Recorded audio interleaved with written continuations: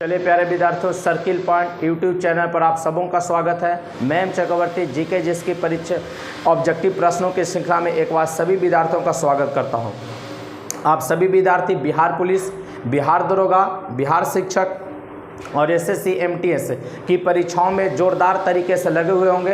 तो आपकी पढ़ाई को और आपकी रिजल्ट को, ठीक है ना, बेहतर बनाने के लिए हमारा 20 प्रश्नों का जो ऑब्जेक्टिव श्रृंखला एक बार फिर से मैं आपके सामने लेकर आया और उम्मीद करता हूं कि आप सभी सही तरीके से अपने पढ़ाई को अंजाम दे रहे होंगे, ताकि अपने माता पिता के सपनों को साकार करने के लिए आप निरंतर लगे हुए होंगे। तो चलिए बढ़ते हैं। आज हम लोग का पहला सवाल लिया गया है, इतिहास का है कि डायमेकस किस सीरिया नरेश का राजदूत था। ध्यान दीजिएगा, डायमेकस कहाँ का राजदूत था? तो सीरिया का। लेकिन किसके, वहाँ किसके राजा का राजदूत था?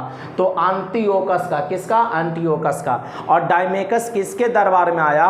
तो आपसे पूछेगा तो आपका जवाब क्या होगा? बिंदुसार के दरबार में। डायमेकस किसके दरबार में आया? बिंदुसार के दरबार में। और सीरिया नरेश एंटियोकस का क्या था? राजदूत था। और डायमेकस को ध्यान दीजिएगा, मेगास्थनीज का उत्तराधिकारी कहा गया। बहुत इंपॉर्टेंट क्वेश्चन है, मेगास्थनीज का उत्तराधिकारी किसे कहा गया? डायमेकस को। अगला सवाल देखा जाए, किस अभिलेख में अशोक ने स्वयं को मगध का राजा बताया है? किस अभिलेख में अशोक ने स्वयं को मगध का राजा बताया है? तो भाब्रू अभिलेख। कौन अभिलेख? भाब्रू अभिलेख। और भाब्रू अभिलेख में अशोक को प्रियदर्शी भी कहा गया है। किस अभिलेख में अशोक ने स्वयं को मगध का राजा या मगध का सम्राट बताया? राजा या सम्राट? तो भाब्रू अभिलेख। और भाब्रू अभिलेख कहाँ है? तो जयपुर, राजस्थान के जयपुर के विराटनगर में। विराटनगर है, वहीं पर जयपुर माने जयपुर का विराटनगर, जो कि राजस्थान में है। अगला, परम भागवत की उपाधि धारण करने वाला प्रथम गुप्त शासक कौन है?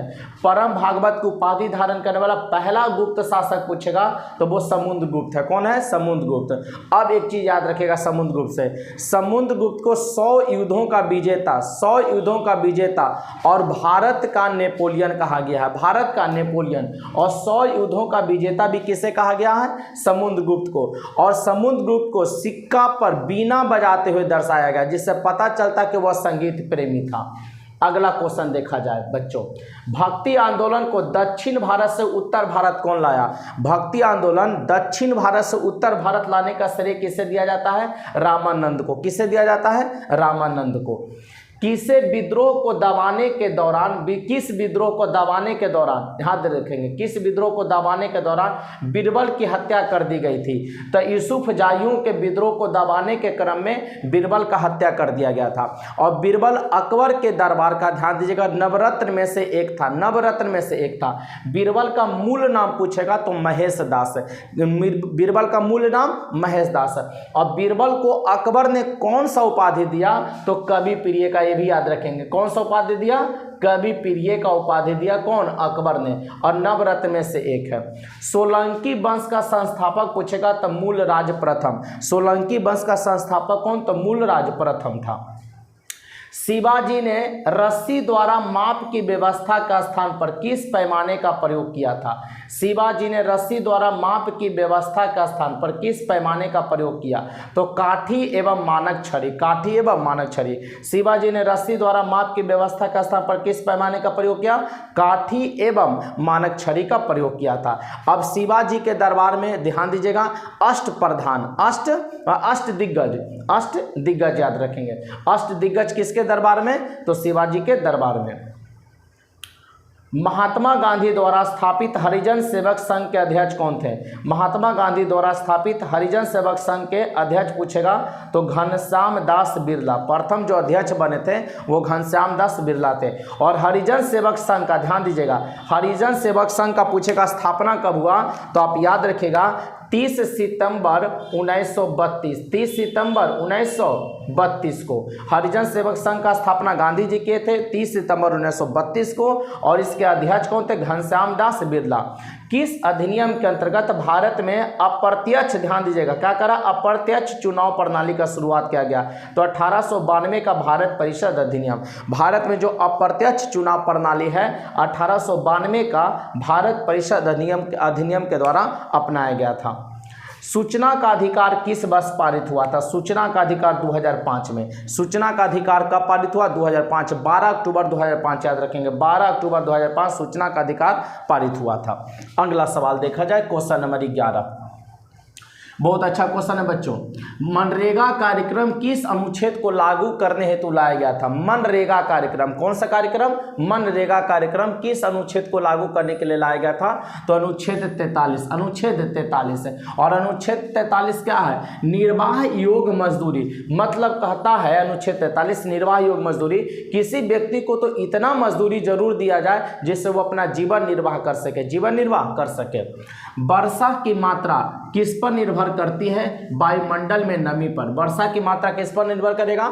वायुमंडल में नमी पर डिपेंड करता है। ग्रीन हाउस गैस मीथेन के प्रमुख स्रोत, तब मीथेन का सूत्र CH4, तब ग्रीन हाउस गैस मीथेन के प्रमुख स्रोत में यहाँ पे याद रखेंगे।